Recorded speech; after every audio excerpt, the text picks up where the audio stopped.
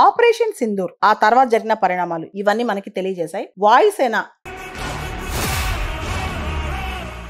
Air force దేశానికి ఎంత important. ఒక స్ట్రాంగ్ ఎయిర్ ఫోర్స్ ఉంటే మనం ఎంత శక్తివంతంగా ఉంటామో. దీనికి సంబంధించి ఇప్పుడు ఒక చర్చ జరుగుతుంది. 5th generation fighter air crafts మనకు తెలుసు, మన దగ్గర రఫేల్ ఉన్నాయి. అవి 4.5 అవి 5th జనరేషన్ కాదనమాట. ప్రపంచంలో 5th generation fighter air crafts America, China, Russia ఈ 3 దేశాల దగ్గరే ఉన్నాయి. భారత్ దగ్గర లేవు. అయితే China J-20 5th generation air crafts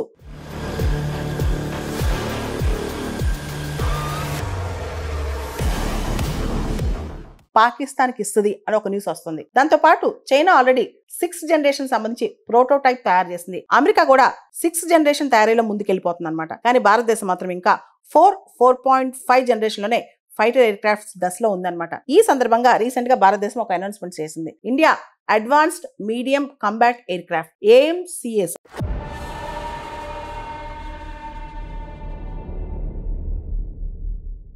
అంటే 5th జనరేషన్ ఎయిర్ క్రాఫ్ట్స్ తయారు చేయబోతుంది.